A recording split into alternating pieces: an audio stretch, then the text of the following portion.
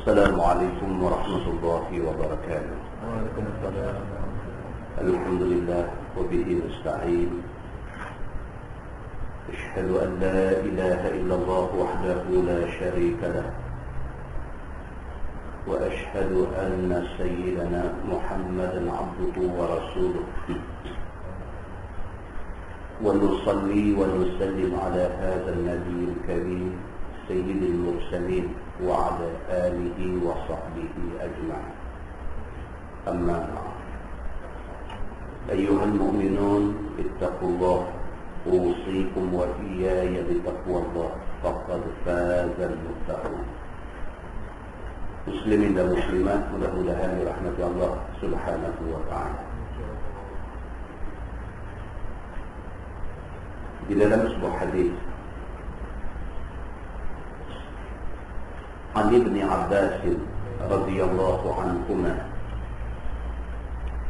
أن رسول الله صلى الله عليه وسلم صام يوم عاشوراء وأمر بالصيامه أو كما قال متفق عليه.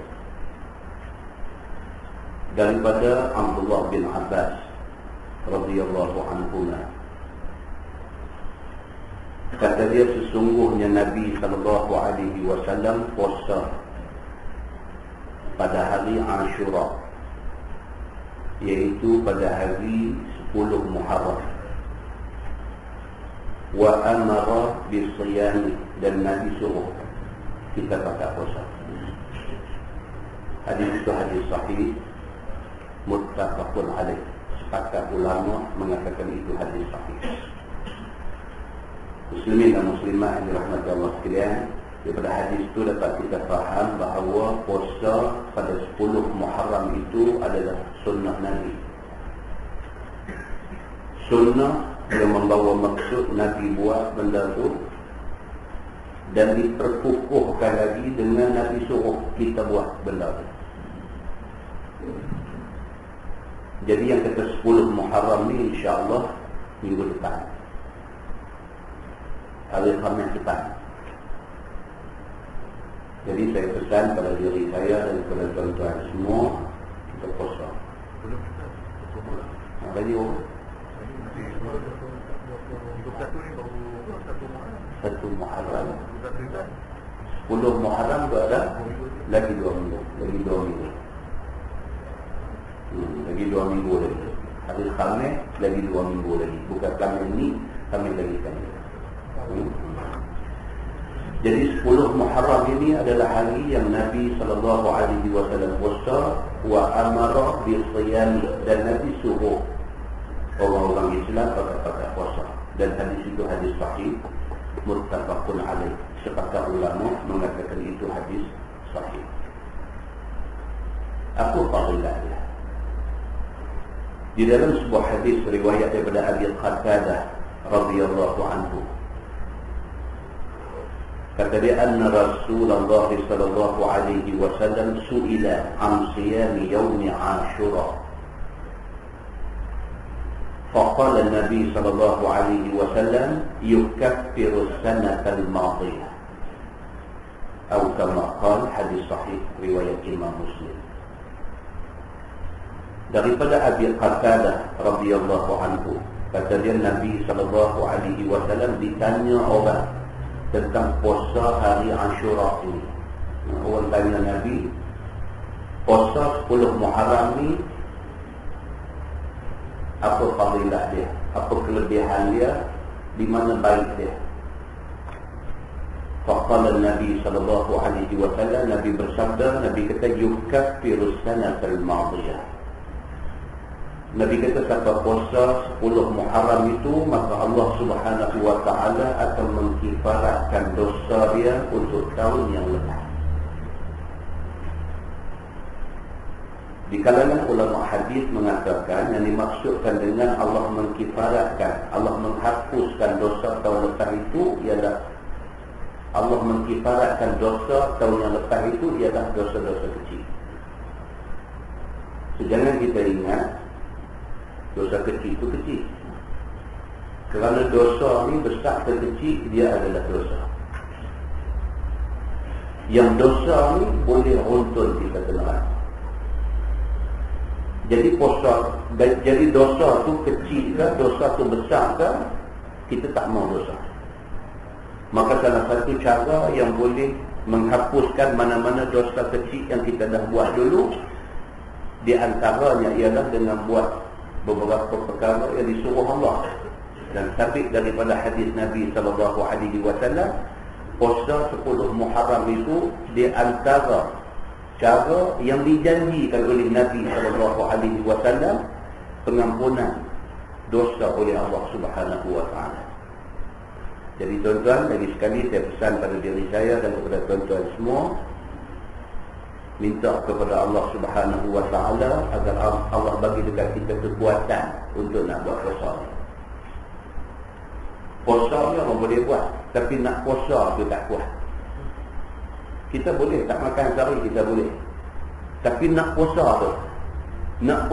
tu jadi tak puasa. Pasal apa? Nak buat benda baik tu dia tak kuat. Kerana tu Nabi SAW selalu doa.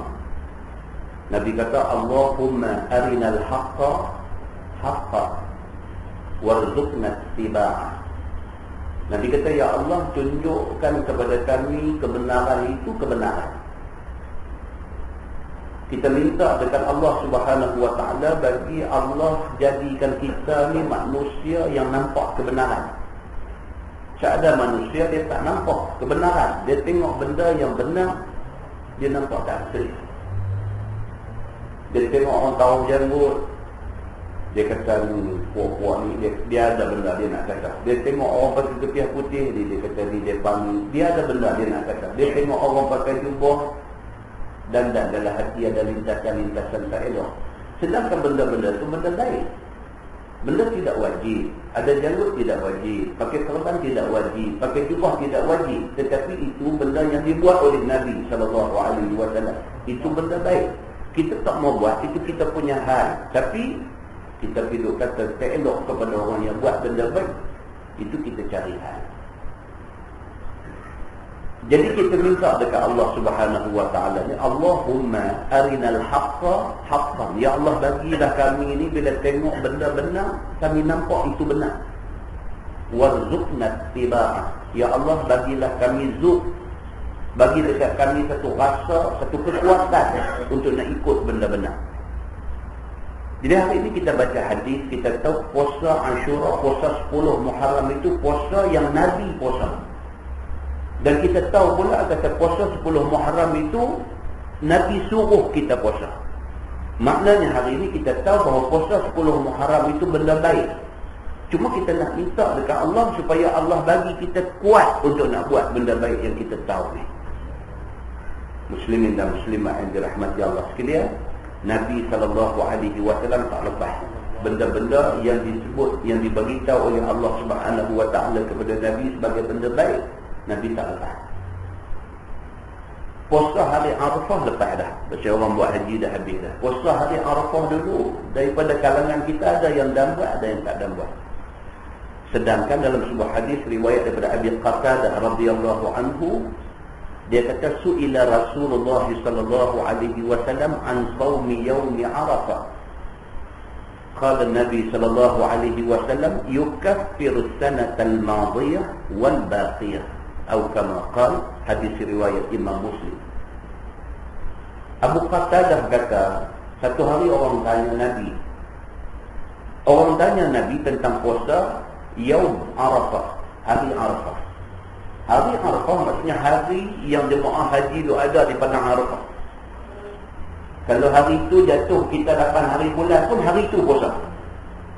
Kalau hari itu jatuh kita 9 hari bulan pun hari itu puasa. Sebab Nabi tak suruh kita puasa 9 hari bulan. Nabi suruh kita puasa hari Arafah. Hari Arafah dia jadi satu tempat aja. Dia jadi di Mekah aja. Jadi bila hari jemaah haji semua duk berhimpun di padang Arafah tu, hari itu kita sunat puasa. Orang tanya Nabi SAW tentang puasa hari Arafah.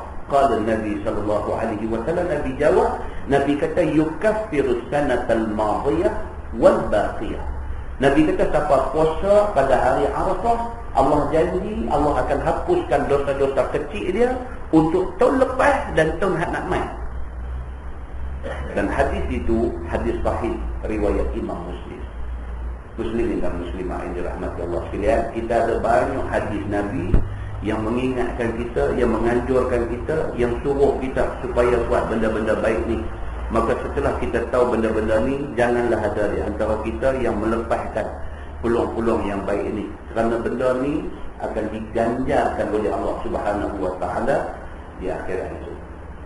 Dan sebuah hadis riwayat daripada Suhaib radhiyallahu anhu, kata dia, anna Rasulullah sallallahu alaihi wasallam qala, idza dakhala ahlul jannati al-jannah yaqulu Allah tabaraka wa ta'ala, turiduna syai'an azidukum, fayaqulun alam tubayyid wujuhana, alam tudkhilna al-jannah wa tunjina minan nar,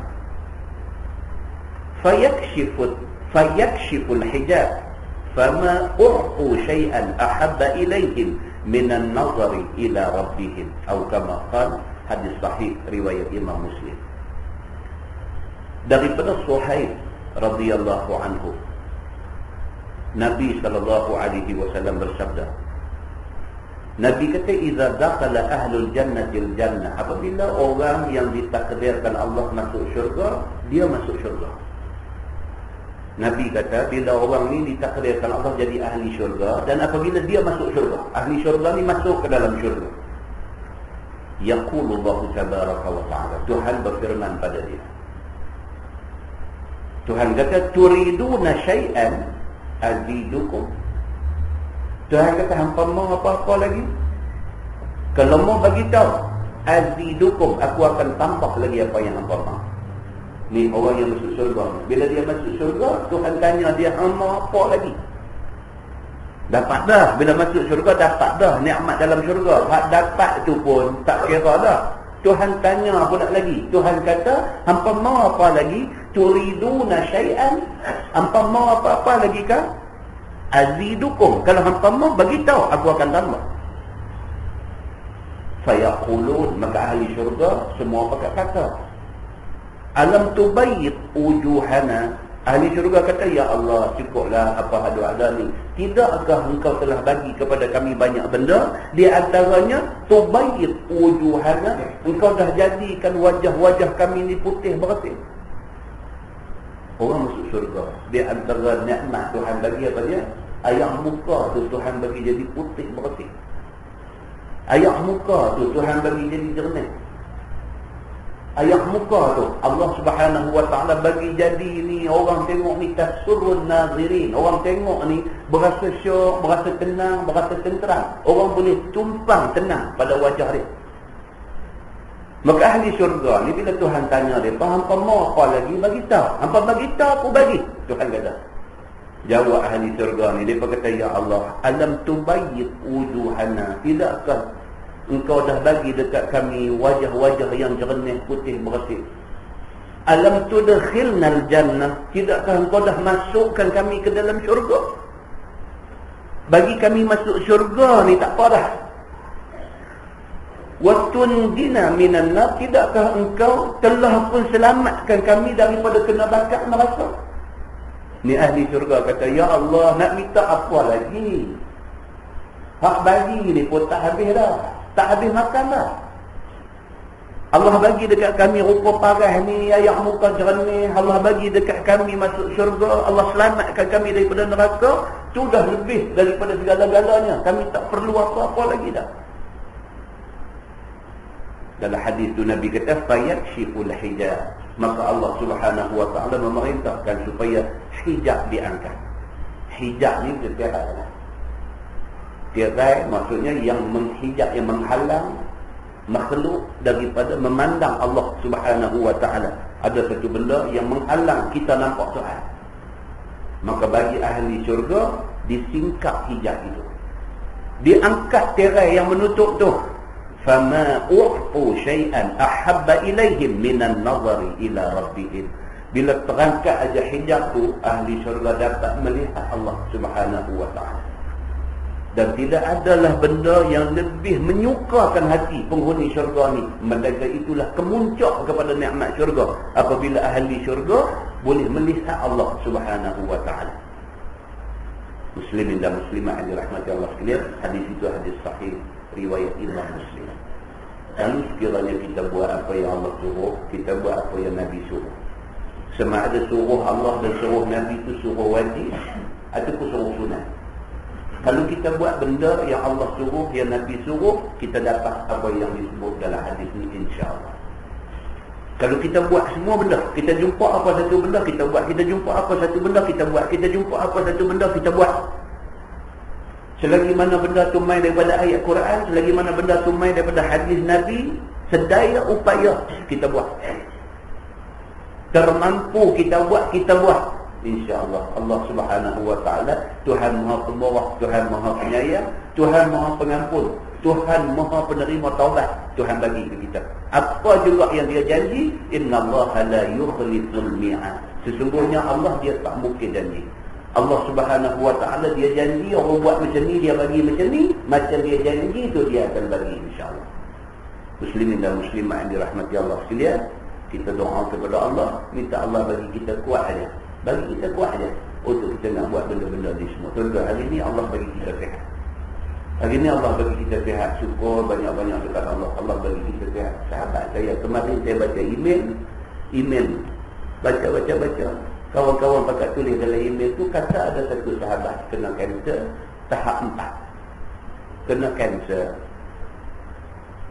Dia kena kanser usus perut. Kena.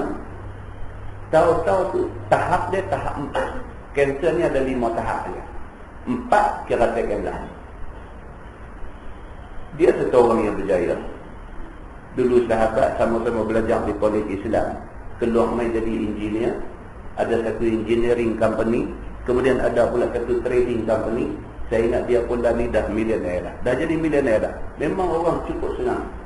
Allah Subhanahu wa ta'ala bagi dekat dia, bini dia kena kanser 6 tahun menderita. 6 tahun menderita. Tahun lepas meninggal bini dia. Tahun lepas bini dia meninggal. Tahun ni dia kena. Tuan-tuan, Allah nak bagi ke siapa pun Allah boleh bagi. Kena sabar banyak-banyak, pahala berlipat ganda. Baca-baca tu saya terus call dia. Tanya, betul ke apa yang baca dalam email ni? Dia kata betul. Kita nak cakap pun kita tak jumpa perkataan, nak tanya pun rasa tak kena, tak telefon tanya pun tak kena. Kita jadi simpati tu penuh dalam hati ni. Jadi kesian.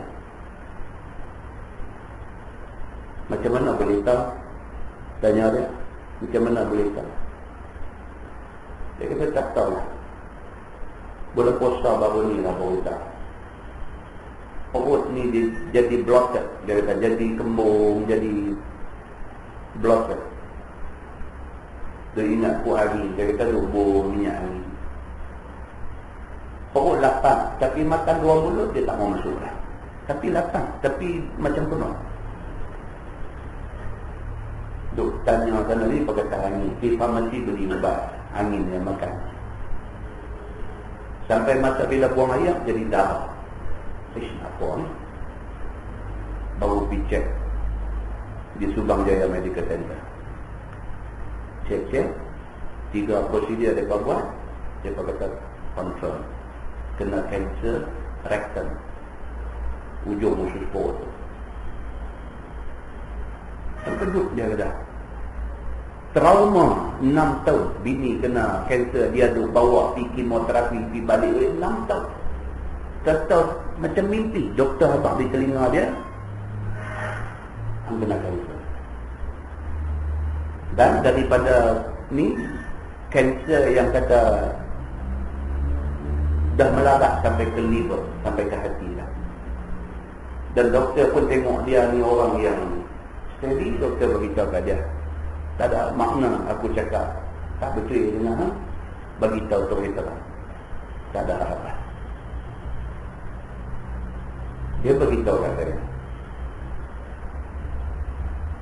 macam mana punya susah. Dia kata dia nak anak 6 orang. Macam mana punya susah nak terang dekat anak.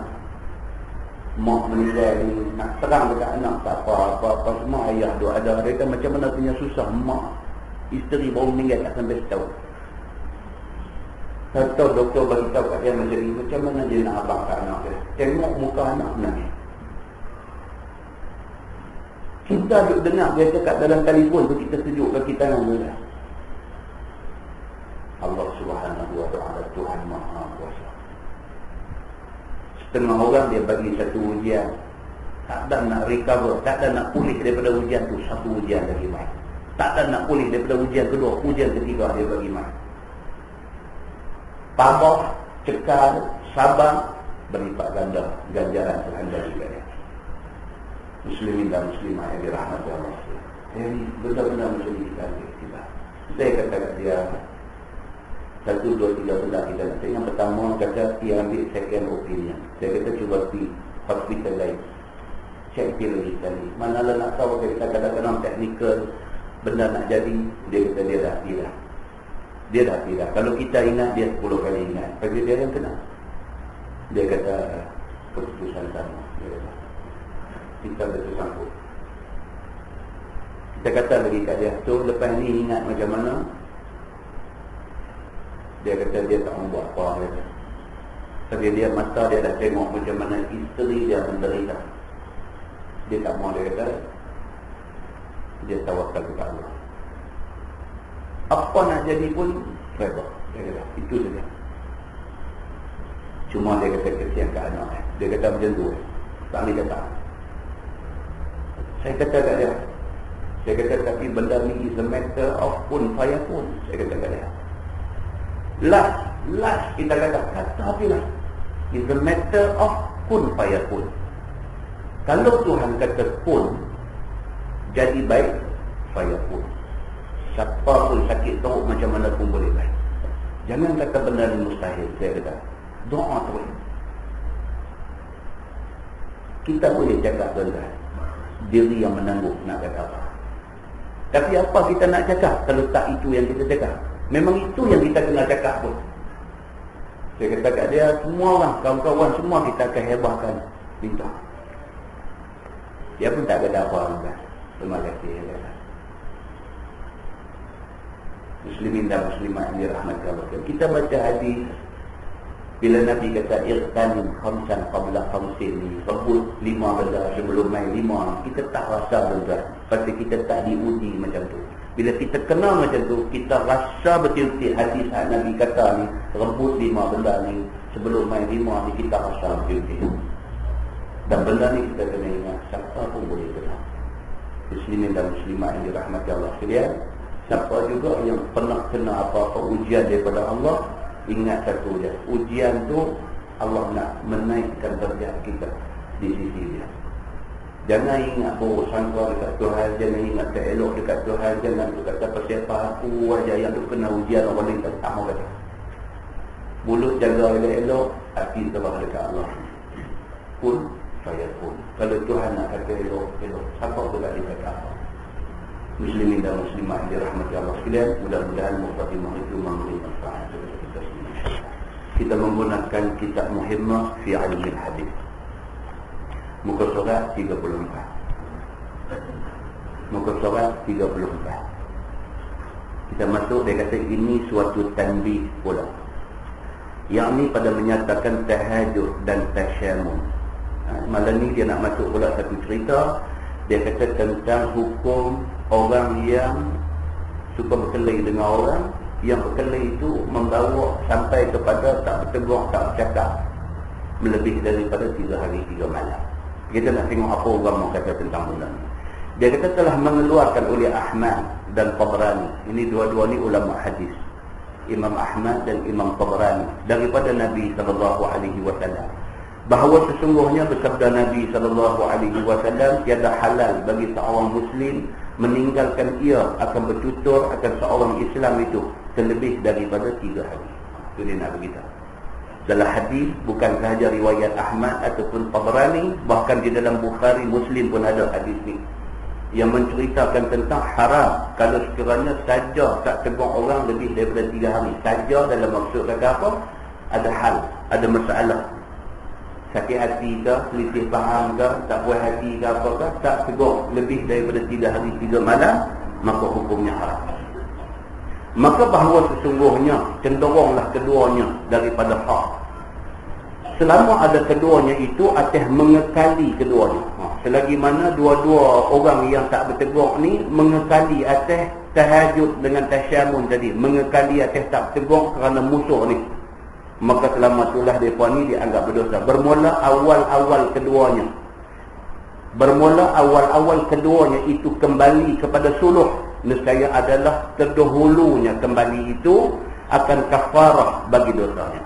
Dia kata daripada 2 orang yang tak bertegur ni, siapa mula pergi tegur, siapa yang memulakan suluh, yang memulakan nak berdamai, maka orang ni terlepas daripada dosa.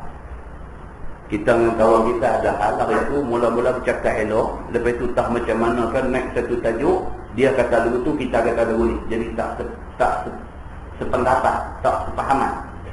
Mula-mula duk sembang elok, tak macam mana tu keluar main satu tajuk. Satu tajuk tu dia ni kata lagu ni, kita kata lagu ni, jadi tak sama. Yang kemudiannya diikuti dengan bertengkar. Kita duk perderaihan kita punya pendapat, dia duk perderaihan dia punya pendapat. Yang akhirnya sembang elok tadi ni berakhir dengan mata muka. Mata muka tu membawa kepada terus tak mau tegur dia. Bila jumpa nampak dia tengok kelai tu, dia telefon tak mau angkat. Dia sampai peringkat tu. Sampai peringkat dia dah jadi tak elok dah. Dua-dua duduk dalam dosa. Dan orang yang terlepas daripada dosa ialah orang yang mula-mula pergi cari perdamaian. Orang yang mula telefon, orang yang pergi mula cari jumpa Assalamualaikum. Orang yang mula nak berdamai, nak buat baik ni, dia terlepas daripada dosa. Manakala seorang lagi hak tetap atas pendirian nak kelai ni, dia kekal di dalam dosa. Ini dia nak beritahu. Dan jika memberi salam ia, maka tiada menerima oleh yang seorang lagi itu dan menolak dia atas salamnya itu, maka nescaya mengembalikan atasnya oleh malaikat. Dia ni ingat-ingat balik berkali apa pergi jadi benda kecil yang boleh pergi jadi sampai macam ni. Dia pun dicari balik kawan ni, jumpa dia kata Assalamualaikum. Kawan ni tengok dia duduk pergi sekali atas tanah, dia tuang pergi kelihatan. Kawan nak bagi salam ni kelihatan. Bahkan salam dia tu dikembalikan atasnya oleh malaikat. Malaikat tolong jawab salam dia ni. Kalau tak jawab salam tadi, dia kekal dalam dosa dan mengembalikan atas yang seorang lagi itu oleh syaitan. Maknanya dia kekal berkawan dengan syaitan. Kita dengan dia ada masalah, kita pun tak mau panjang-panjang benda ni, kita pergi jumpa dia, kita bagi salam. Assalamualaikum. Dia tak jawab, dia pergi buang. Salam yang kita bagi, malaikat jawab. Dia yang tuang pergi itu bersama dengan syaitan. Dia kata begitu. Maka jikalau mati keduanya atas mengekali keduanya, atas mengekalkan bermusuh-musuh seperti yang demikian itu, nescaya tiada masuk keduanya ke dalam syurga. Yang hal keadaannya berimpun selama-lamanya, habis. Kalau kekal, tak mau tegur, tak mau nak cakap, tak mau nak sembang sampai bila-bila, sampai mati. Dua-dua orang ni mati dalam permusuhan di antara sama-sama Islam, maka mereka mengekalkan diri mereka di dalam murka Allah Subhanahu wa ta'ala. Mungkin nak pergi Mekah baru ni, saya ada seorang nak telefon, Ustaz mai dah ada rumah Ustaz, mai dah ada rumah Ustaz nak pergi Mekah. Nak suruh pergi juga, kita pun pergi. Pergi ni apa hal, suruh mak dia cakap. Nak suruh mak dia cakap kita. Memang dia kata, mak Ustaz mai dah, mak nak tanya apa tanya. Tak punya apa hal nanti. Jawab dia kata, saya ni sebab tak boleh nak cakap. Dia nak pergi Mekah. Saya ni, anak saya ni, orang tak cakap dengan saya, anak tak cakap dengan saya. Saya nak pergi Mekah, dia kata. Jadi cerita lagu ni Ustaz, dia cerita tu memang dia tak salah, anak tu salah. Kita dengar cerita pada awal sampai habis, mak ni memang tak salah, anak tu salah. Tapi anak ni tak tunjuk muka mai. Dia kata saya nak pergi Mekah dah. Adakah saya ni kena pergi jumpa anak saya ni, minta maaf kat dia belum saya pergi Mekah? Mak nak pergi buat dulu. Saya kata tak kena. Tak kena. Budak tu kena. Tapi saya dah nak pergi Mekah dah, saya esok dah nak pergi dah. Ni kalau dia tak main juga, macam mana saya pergi ni, lagu mana saya nak buat. Penting juga. Penting. Ni masyarakat penting. Nah, muslimin dan muslimat yang dirahmati Allah, jangan macam tu. Jangan macam tu. Dan telah mengeluarkan oleh Imam Abu Daud dan An-Nasa'i. Ini juga dua-dua ni adalah ulama hadis. Tiada halal bagi seorang muslim bahawa meninggalkan ia bertutur bercakap akan seorang yang Islam terlebih daripada 3 hari. Maka barang siapa meninggalkan ia lebih daripada 3 hari dan mati ia, nescaya masuk keduanya ke dalam neraka. Maksud tinggal tak cakap ni bukan tinggal tak cakap biasa. Tinggal tak cakap kerana bermusuhan. Kalau semua orang yang kita kenal, kita jangan bagi sampai 3 hari tak cakap, jenuh dia telefon tinggilah. Kan? Ada juga orang mesti teringat itu, dia kata-kata. Dalam telefon dia, nombor kontak kawan-kawan ni ada 400 nombor. 400 nombor. Dia kata kalau tak sembang 3 hari lagu nak mati masuk neraka, dia kata punca. Dia kata aku kali ni jenuh bayar bil telefon. Bukan itu maksud dia. Maksudnya meninggalkan bercakap ni kerana ada hal, kerana musuh, kerana bertengkar, kerana berdengki, kerana benda-benda tak elok ni. Maka kerana tu tak bercakap. Tak bercakap saja, tak bercakap kerana marah ke dia. Melebihi 3 hari 3 malam, dua-dua tak bercakap ni, dua-dua masuk neraka. Maka tak boleh begitu. Dan telah mengeluarkan oleh Imam Muslim, yang ini hadis sahih, dan dinaikkan segala amal ke langit pada tiap-tiap hari Isnin dan hari Khamis. Ini hadis sahih tuan-tuan. Dalam hadis lain Nabi ada cerita, Nabi kata Isnin dengan Khamis amalan dibawa naik ke langit. Maka oleh itu Nabi kata berpuasalah pada hari Isnin dan Khamis, kerana Nabi kata aku lebih suka. Nabi kata aku lebih suka ketika amal aku naik, aku dalam keadaan berpuasa. Itu yang sunat puasa Isnin dengan Khamis. Ini cerita dia. Biar masa tu kita dalam keadaan buat ibadah, amal kita naik, masa tu kita dalam keadaan berbuat ibadah. Baik, maka dalam hadis tadi ini dia kata dinaikkan segala amal manusia ke langit pada tiap-tiap hari Isnin dan hari Khamis. Maka mengampun Allah Azza wa Jalla pada yang demikian itu pada hari itu. Hari Isnin dan hari Khamis, hari Allah mengampunkan dosa-dosa manusia. Bagi seorang yang tiada syirik ia dengan Allah Ta'ala akan suatu, melainkan orang yang ada antaranya dan antara saudaranya itu berdengki-dengki. Maka firman Allah Subhanahu wa Ta'ala, tinggalkan olehmu akan 2 orang ini sehinggalah bersuluh ia. Amalan tu buat naik, Tuhan tengok amalan, Tuhan tahu dia ni di atas dunia ni ada tak cakap dengan siapa-siapa kerana berdengki-dengki, kerana sakit hati dan sebagainya. Allah tak mau tengok amalan dia. Allah tak mau tengok amalan dia. Allah kata dekat malaikat yang buat naik amalan ni, Allah kata pergi hantar balik amalan ni dekat dia. Aku tak mau tengok amalan orang ini sehinggalah hatta yattaliha. Dalam hadis dia guna perkataan tu, sehinggalah 2 yang bermusuh ni jadi baik balik, baru Tuhan nak tengok amalan ni. Tuan-tuan, bergaduh sama orang Islam ni tak elok. Bergaduh sama-sama orang Islam ni tak elok. Cerita dia, kita ni kena berkawan dengan orang, kena manis muka dengan orang, kena bertegur sapa dengan orang, kena reti hormat orang. Cerita kata manusia ni kena begitu. Tak boleh kita pergi cari pasal yang akhirnya membawa kepada kita tak tegur sapa dengan dia, tu tak boleh. Cuma ada sebahagian pendapat mengatakan kalau sekiranya dia ni ahli maksiat yang terang-terang buat maksiat, maka kita tunjuk kita tak suka kat dia tu, tunjuk tu kerana nak takdib. Dia kata kerana nak ajak dia, suruh dia reti, maka itu diharuskan. Kalau dia terang-terang ahli maksiat, begitu. Tapi kalau hal peribadi, kita dengan dia ada hal peribadi, tak boleh. Tak boleh buat tak cakap, tak tegur, tak boleh. Begitu. Baik, dan pada suatu riwayat dibukakan segala pintu syurga pada hari Isnin dan Khamis. Ada riwayat kata begitu. Hari Isnin dengan hari Khamis dibuka pintu syurga. Maka dia ampun bagi tiap-tiap hamba yang tidak syirik dengan Allah akan suatu, melainkan seorang laki-laki yang ada antara saudaranya itu berdengki-dengki. Maka dikata kepada dia, rantai olehmu akan segala 2 orang laki-laki ini sehingga bersuluh keduanya. Allah buka pintu syurga hari Isnin dengan hari Khamis. Bila buka pintu syurga, sekali dengan Allah nak mengampunkan hamba-hamba dia yang berdosa dan minta ampun kepada dia. Allah nak ampunkan orang-orang yang berdosa dan orang yang minta ampun dekat dia. Tapi Allah kata syarat, Aku hanya nak ampunkan dosa orang yang satu, dia tak syirikkan aku dengan apa-apa. Dan kedua, dia tak bermusuh dengan sama-sama orang Islam di atas muka bumi. Kalau dia ada hal bermusuh, berdengki dengan sama orang Islam, aku tak akan ampunkan dia pada hari ini. Muslimin dan muslimat yang dirahmati Allah sekalian, ketahuilah olehmu bahawa sesungguhnya meninggalkan berkata-kata akan saudara yang Islam lebih daripada 3 hari itu haram. Kita banyak kita duk buat benda ni, benda salah, benda haram. Banyak kita duk kata makan babi ya haram. Yang kita tak cakap dengan kawan sebelah rumah kita kerana mata muka berkengki dengan dia, yang tu kita tak tahu kata haram. Babi tak makan dah, sebut babi ludah sampai 17 kali. Sebut babi ludah sampai 17 kali. Tapi ni ada buat benda haram dengan sebelah rumah ni, yang ni kita tak sedar. Aku taubat kerak 18 aku tak cakap dengan dia, rambut.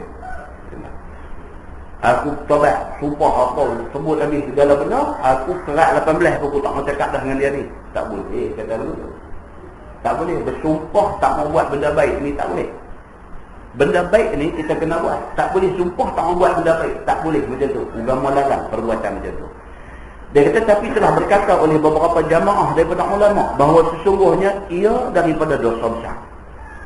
Tak bercakap sama-sama orang Islam ni kerana berdengki, kerana hal peribadi dan sebagainya. Ini sebahagian ulama kata dosa besar. Dia kata melainkan kerana uzur syar'i seperti bid'ah ataupun fasik, dan jikalau ada tersembunyi sekalipun, bermula dhabitnya itu bahawa manakala kembali kepada membaiki bagi agama si hajir ataupun si mahjur itu, nescaya harus dia ni yang kita kata tadi. Kalau kita tunjuk kita serius tak mau nak layan cakap dia ni kerana apa? Kerana dia ni fasik dan ahli bid'ah. Karut, duk buat benda-benda khurafat banyak sangat, mengarut banyak sangat dia ni. Dan kita dah cakap elok dah dengan dia. Kita dah tegur dah perbuatan tak elok dia. Kita dah bagi tahu dah segala-galanya dekat dia. Tapi dia ni jenis bantah, jenis ketegang, jenis nak buat juga benda dosa, benda khurafat, benda haram ni. Maka kerana tu kita tunjuk kita ni tak suka ke dia. Maka itu dia kata harus dia kata.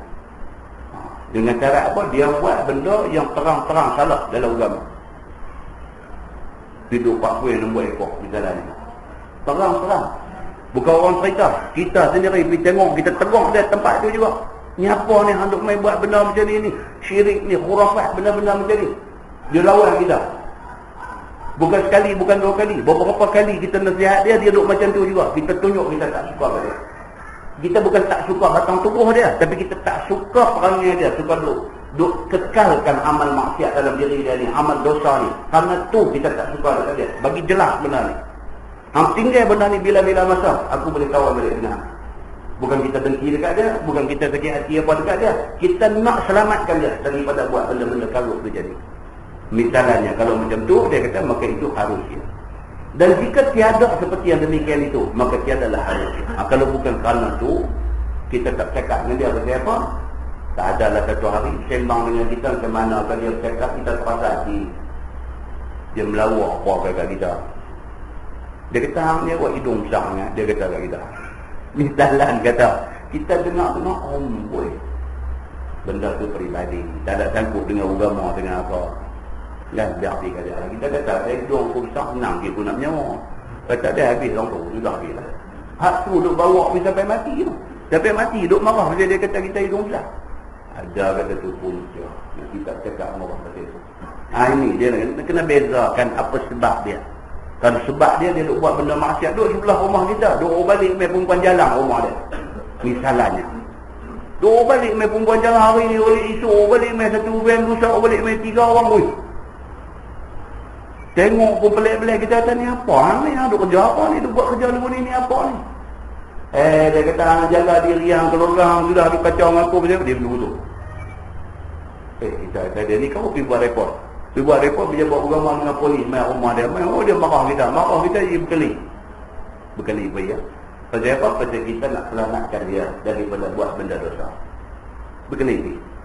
Selagi dia tak tukar, kita tunjuk kita tak suka kat dia. Kita tunjuk tu kerana apa? Kerana benda syar'i, benda agama. Itu dia kata diharuskan oleh agama. Ada tuan-tuan, orang jenis bantah. Buat benda salah, benda dosa, benda apa dia bantah. Kita beli bawah. Dia apa dia ingat, apa dia buat. Dia tak peduli kat siapa. Ada jenis-jenis macam ni, ada susah gitu. Tuan-tuan tengok. Baik, dia kata ini suatu muhimmah yang ditakut akan segala orang yang memutus akan segala keluarganya. Maka yang demikian itu sebab bermarah-marahan dan sebab berkelahi-kelahian dan sebab bersakit hati dan bertambah pula hasad, yakni dengki-berdengki. Maka sekalian yang tersebut itu dosa besar, lagi kena murka Allah Subhanahu wa taala dan laknat dia. Kalau sekiranya kita ni pergi jadi tak cakap ni pasal apa? Tengok-tengok pasal dia kata pasal dengki, pasal hasad, pasal adalah berkelahi apa sikit dulu ni. Kerana sebab-sebab yang macam ni kita tak cakap dengan dia, yang ni berdosa besar. Berdosa besar, bahkan dilaknat oleh Allah Subhanahu wa taala. Firman Allah Subhanahu wa taala dalam Quran, a'udzubillahi minasyaitonir rajim.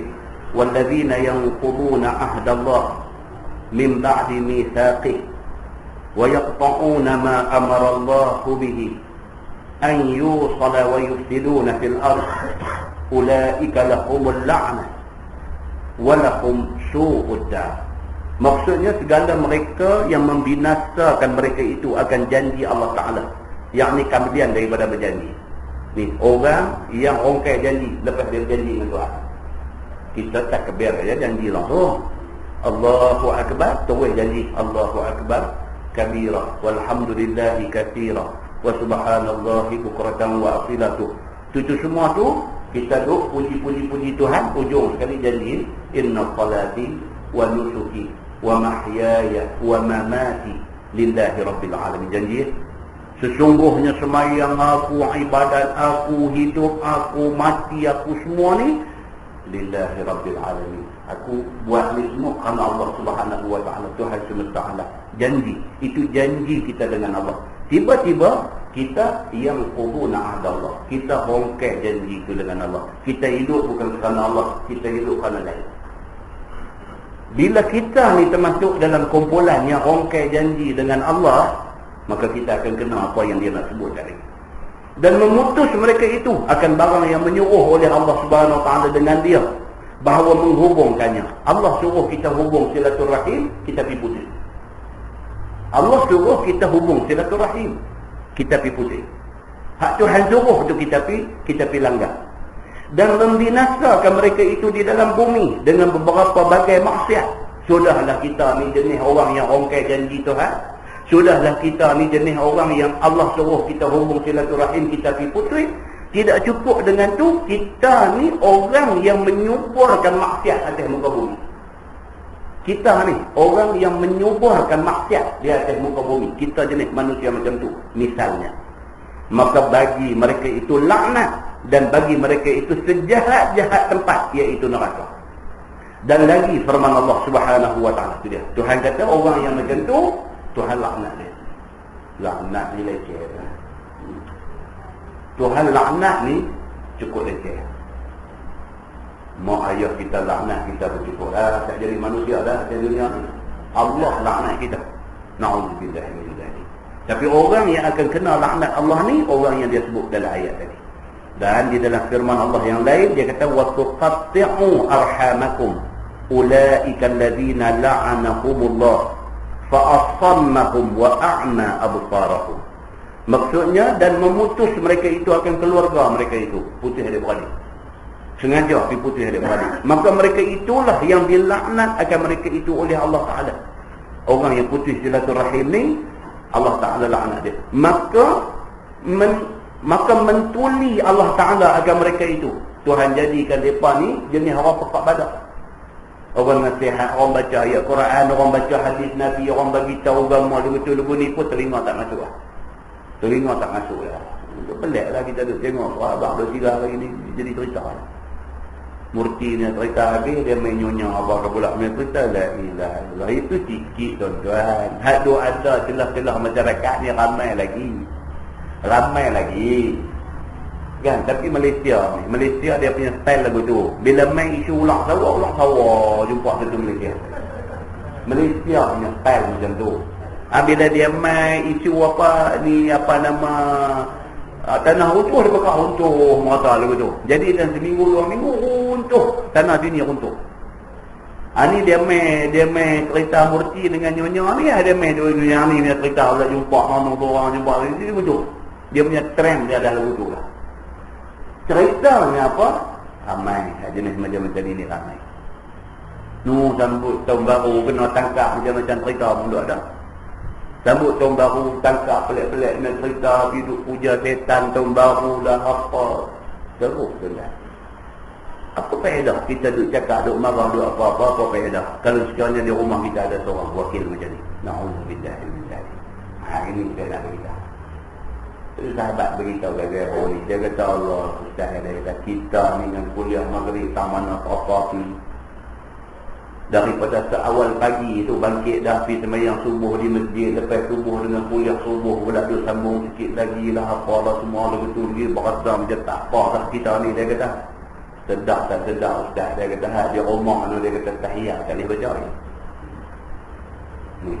Satu sahabat kata-kata saya pun dengar ambil yang akibat benda ni, ambil yang akibat benda ni. Jangan terselit bateri 5 biji duk suluh orang dalam rumah, jangan lupa suluh. Terselit 5 biji bateri suluh tu sampai 3 km tu boleh nampak sana jadi lubu sini jadi lubu ni. Tuan-tuan hadap belakang kita ni, anak kita di rumah pernah tuan-tuan tasmek tengok dia reti tak baca tahiyat akhir?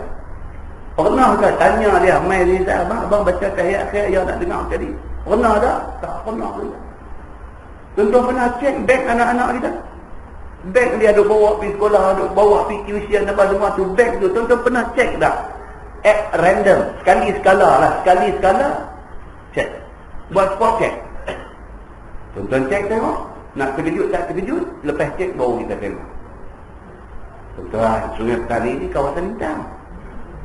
Jangan duk merasa tak apa Sungai Petani. Sungai Petani Kulim ni kawasan orang Melayu, tapi kawasan hitam.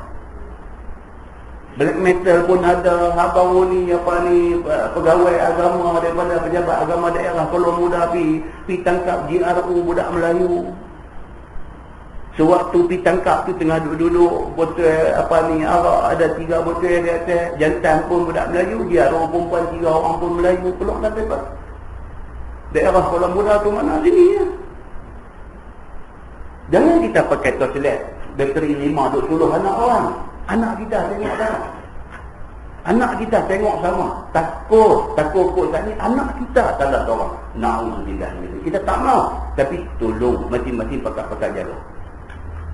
Muslimin dan muslimat yang dirahmati Allah sekalian, ini dia nak beritahu ni. Bila sampai dah satu tahap kita terlepas daripada kawai mereka ni, anak-anak kita ni kita terlepas kawai, kita terlepas jaga, kita terhalik daripada nak tengok mereka. Dia hidup khusyuk, dia hidup jadi sesat, dia hidup jadi apa ni, dah sampai satu tahap apa dia ni. Tuhan kata depa ni apa jadi dekat depa? Allazina la'anahumullah fa'asammahum wa a'ma absarahum. Takut jadi macam ni. Maksud dia apa? Maka mentulikan Allah akan mereka itu. Telinga jadi tuli lah.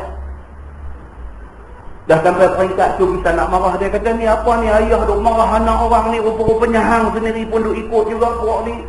Tak dengar kata dah. Masuk ke telinga kanan, keluar ke telinga kiri. Telinga kanan pun tak masuk dah. Dia terus tendang keluar daripada awal dah kata. Dia main peringkat tu dengan makasi. Marah-marah dia pang, dia bagi penampak kat puak dia. Terkejut puak dia tengah-tengah. Terkejut. Anak tampak dia, bukan dia tampak anak dia. Ada jadi, dengar. Ada jadi, sebenarnya. Ada jadi. Pak ni baru ni balik cek-cek jumpa marah dia tak lah dengar, dia bagi penampak kat pak dia sendiri. Tak kata apa, terkejut, tak sangka anak dia nak tampak dia. Muslimin dan muslimat yang dirahmati Allah sekalian, tuan-tuan pergi bagi banyak-banyak masjid, ada dengar bagi banyak-banyak perintah. Anak hambat mak dengan ayah pakai pisau potong bawang buat dah. Di sebelah Penang betul. Mai begitu teriak-teriak kita tak tolonglah kita ni, buat macam mana anak saya ni, dia perambat saya, mak yang main jumpa ni, dia perambat saya dengan suami dia, perambat dengan pisau dapur ni. Lari pergi rumah pengurusi masjid, masuk minta perlindungan daripada pengurusi masjid. Tuan-tuan, tak maulah sampai dah peringkat tu baru nak, tak maulah sama.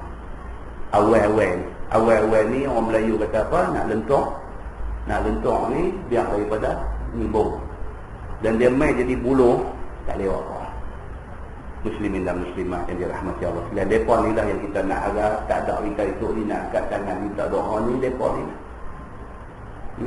Mereka ni lah. Nak angkat tangan kita dah tak ada esok ni, nak angkat tangan minta Allahumma ighfirli wa liwalidayya. Ni Nabi minta, ya Allah ampunkan dosa aku, ampun dosa dua mak pak aku ni. Hak kita duk harap nak angkat tangan minta ni lah mereka ni lah. Kalau mereka ni kita terlepas pandang tuan-tuan, musibah besar nanti nak kena timpa kita. Nah, muslimin dan muslimat yang dirahmati Allah sekalian. Baik, dia kata sampai satu tahap Allah tulikan telinga dia, tak boleh nasihat, tak boleh kata apa, telinga tak dengar. Dan membuta ia akan segala penglihatan mereka tu. Mata pun tengok apa pun tak ambil akibat. Tengok apa pun tak ambil akibat. Tengoklah apa ni orang pakai telumbung tudung elok, dia tak berasa nak pakai, dia pun nak buka lagi. Dia tengok orang pergi masjid pun dia tak ambil yang tibar apa, dia lalu depan masjid, dia koyak minyak motor dah deras, dia angkat tayar pula lagi. Dia sampai peringkat tu habis. Mata tak boleh ambil yang tibar. Mata dia tak boleh ambil yang tibar. Kalau lagi mata dia boleh duk ambil yang tibar, tak apa lagi. Dia lalu tengok, orang duk mengaji tu, dia tolong. Walaupun dia tak main mengaji, tapi dia reti hormat orang main mengaji pun tak apa dah. Takat-takat ada takat tu tak apa dah. Dia duduk naik motor terus, orang main tengok orang ramai dia dah main slow. Dia reti hormat takat tu pun tak apa dah. Takut dia main dia tengok ni dia lagi ni hati dia ni dia main. Oh tuan-tuan, ada dah. Tak apa satu penyakit duk ada dalam hati dia, Allah yang mengetahui. Fi qulubihim maradun fazadahumullahu marad. Dalam hati depa ni ada marad, ada sakit. Fazadahumullahu marad. Allah tambah lagi sakit dalam hati depa tu. Sakit pertama tu sakit tak mau jenis-jenis agama ni, itu sakit. Orang yang tak mau jenis agama, orang tu sakit. Tuhan tambah lagi sakit macam mana bila dia tengok orang mau ke agama, lagi dia nak tunjuk dia punya color dia. Lagi dia nak tunjuk. Saja bila lintas masjid tu saja koyak minyak motor tu, lepas tu satu kepuasan dalam hati dia. Aku boleh buat lagu tu pada muka puas. Oh tuan-tuan, itu tu. Ini yang Tuhan sebut dalam Quran. Tuhan kata ada manusia ni dia biar rosak yang berlaku dalam diri dia ni sampai satu tahap telinga dia Tuhan bagi jadi tuli, mata dia Tuhan bagi jadi buta. Tak nampak apa-apa yang baik jadi depan dia, iktibar dia tak boleh ambil. Na'udzubillahi min dzalik. Jadi benda awal-awal kena jaga. Awal-awal kena jaga Tuhan. Cakap pasal nak condemn anak orang ni Morizah banyak-banyak dalam diri kita. Kita tunjuk anak orang satu jari telunjuk. Berapa jari lagi tu patah balik nak tunjuk kat kita. Berapa jari lagi tu patah balik tunjuk mai kat kita, anak dia tu nak juga tak mau anak aku jadi dia. Balik tengok anak kita. Begitu. Dan telah mengeluarkan oleh Imam Bukhari dan Muslim dalam sebuah hadis sabda Nabi, la yadkhulul jannah qati'ur rahim. Yakni tiada masuk syurga oleh qati' rahim, yakni orang yang memutuskan keluarga. Ini hadis sahih riwayat Bukhari dan Muslim. Nabi kata siapa yang memutuskan hubungan keluarga tak masuk syurga. Dan telah mengeluarkan oleh Imam Tabarani daripada Jabir telah berkata yakni telah berkata Jabir telah keluar atas kami Nabi SAW dan sekalian kami berhimpun semuanya. Maka bersabda Nabi SAW, wahai segala orang muslimin, takutlah olehmu akan Allah Subhanahu wa taala dan menghubungkan olehmu akan keluarga kamu. Satu hari sahabat duduk ramai-ramai semua, Nabi keluar ni. Nabi keluar mai tengah-tengah sahabat ni duduk Nabi kata begitu. Nabi kata ittaqullah, takutlah kepada Allah. Jaga jangan sampai bergaduh adik-beradik. Nabi kata begitu. Maka bahawa sesungguhnya tiada daripada pahala yang terlebih segera daripada orang yang menghubungkan keluarga. Nabi kata dalam banyak-banyak pahala ni, ganjaran pahala ni, pahala yang paling cepat Tuhan bayar ialah orang yang jaga adik-beradik. Orang yang jaga adik-beradik ni pahala dia pergi buat baik tu dandan, pahala Tuhan bagi. Paling segera pahala kepada orang yang buat ni. Dan takutlah olehmu akan derhaka. Maka bahawa sesungguhnya tiadalah daripada siksa yang terlebih cepat daripada orang yang derhaka. Orang yang derhaka ni paling cepat kena siksa Allah. Ni tengok ni 2-3 hari ni keluar sahabat jadi ikan pari apa semua tu. Ada yang nak buat cerita nak kait kepada derhaka lah. Kan betul tak betul, wallahu a'lam. Kita pun tak tahu benda tu betul tak betul. Kawan yang nak menghangatkan suasana ni ramai. Kawan yang nak menghangatkan suasana. Itu dia kata di Dubai. Mula-mula itu keluar cerita kata di Dubai jadi kerah habis. Pasal apa gunung-gunungnya apa nama Arab lah Dubai ni. Jenis tu jenis merapu. Budak muda ni jenis merapu. Mak dia ada baca Quran. Dia pergi marah mak dia ada baca Quran. Dia ambil Quran tu balik gunung-gunungnya. Balik di kerah terus. Gunung ceritanya jadi di Dubai. Yang kemudiannya bila cek-cek balik bukan dia gambar kerah tu pameran buat di negeri mana tu. Dia ambil keras gambar tu dia kata ni budak ni ubah jadi kerah pasal apa? Pasal mak dia tu baca Quran dia dikata. Walaupun tujuan dia baik, tujuan dia nak bagi orang ambil pengajaran, ambil iktibar, orang jadi takut, tapi bohong tu tak baik. Bohong tak baik. Cakap hampir. Pasal apa? Hak ada dalam Quran dengan hak ada dalam hadis ni cukup dah. Tak payah bohong lagi dah. Baca apa hak ada dalam Quran tu, baca apa hak ada dalam hadis tu dah cukup dah. Tak payah pergi cari cerita pelik-pelik main nak bohong orang, tak payah. Persoalan sama ada manusia boleh tak boleh Tuhan nak tukar bagi dia rupa lain, itu soal lain. Allah memang boleh buat dan Allah biasa buat. Itu soal lain. Allah memang boleh buat dan Allah dah biasa buat. Nak kita nak baca cerita apa nama waqunu qiradatan khasiin, maka jadilah depa ni kera-kera yang hina apa semua tu. Bani Israel dulu Tuhan pernah buat bagi jadilah. Dalam hadis riwayat daripada Ali bin Abi Talib, itu khutbah raya haji di seluruh negeri Pulau Pinang, hadis ni bawa pulang mai. Hadis daripada Ali bin Abi Talib yang kata idza fa'alat ummati 15 khaslah halla bihal balad. Apabila umat aku, Nabi kata apabila umat aku buat 15 benda ni halal, bala Allah nak mai kat dia. Dia bagi 15 benda. Last sekali dia kata fal yartaqibu inda zalika rihan amra au khasfan au maskha. Bila orang buat 15 benda ni, dia kata tunggulah. Pada ketika itu Allah akan buat main 3 bala. Yang pertama rihan hamra, dia main angin ahmar. Yang kedua khasfan, dia main gempa bumi. Gempa bumi. Yang ketiga au maskha, ataupun Allah ubah rupa manusia bagi jadi rupa apa-apa. Itu hadis riwayat daripada Sayyidina Ali bin Abi Talib. Benda tu memang Allah boleh buat. Quran ada sebut Tuhan biasa buat. Dalam hadis Nabi ada biasa bagi amaran bahawa Tuhan boleh lagi sekali buat. Tapi jangan mengambil kesempatan daripada ayat Quran dan hadis ni piduk reka cerita hal tak jadi. Walaupun dengan tujuan baik, bohong itu salah. Itu disiplin dalam ilmu. Kita tak boleh bohong. Begitu. Baik. Jadi dia kata di sini, dia kata orang yang derhaka ni paling cepat Allah akan buat mai azab malapetaka dekat dia. Maka bahawa sesungguhnya bau syurga itu dapat mencium baunya daripada perjalanan 1000 tahun. Syurga ni, yang kata syurga ni wangi dia 1000 tahun lagi perjalanan dah bau dah wangi tu. Wangi syurga ni Allah yang mengetahui macam mana wangi dia. 1000 tahun perjalanan dah bunyi bau dah wangi syurga ni. Baik. Demi Allah tiada mendapat mencium akan dia, yakni akan syurga, orang yang derhaka 2 ibu bapa. Dan tiada dapat orang yang memutuskan silaturahim dan kasih sayangnya. Dan tiada pula dapat mencium baunya oleh orang tua yang berzina. Dari 3 golongan ni, syurga yang boleh cium dalam 1000 tahun perjalanan, 3 golongan ni tak boleh cium. Dia tak boleh cium. Maksudnya apa? Maksudnya dia tak akan masuk syurga. Kalau bau syurga pun tak boleh cium, masuk syurga ni tak mungkin. Siapa dia 3 golongan ni? Satu, orang yang derhaka mak bapak. Yang kedua, orang yang putih adik-beradik. Yang ketiga, orang dah umur tua tapi pilu berzina lagi. Ini 3 golongan, Tuhan tak akan bagi dia masuk syurga, bahkan bau syurga pun dia tak boleh cium. Kena jaga benda-benda macam ni.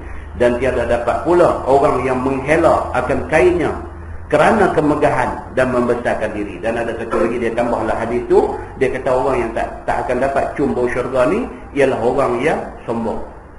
Dan kesombongan itu ditunjuk pada pakaian dia. Pakai baju melereh labu tu menunjukkan dia satu orang yang sombong. Sombong tu Allah mengharamkan dia daripada masuk syurga.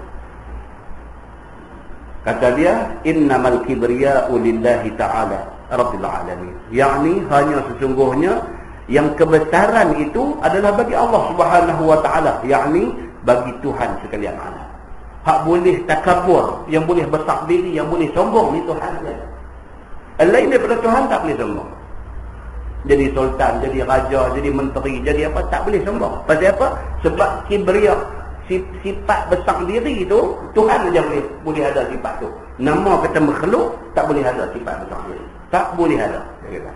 Dan telah mengeluarkan oleh Imam Ahmad bahawasanya segala amal anak Adam itu didatangkan pada tiap-tiap hari Khamis dan malam Jumaat, maka tidak diterima amal orang yang memutuskan rahim. Ini dia ulang macam tadi balik. Dan telah mengeluarkan oleh Al-Asbihani, adalah kami duduk di sisi Nabi SAW. Maka bersabda Nabi, jangan sekedudukan akan kamu dengan orang yang memutuskan keluarganya. Ini pula cerita satu hadis.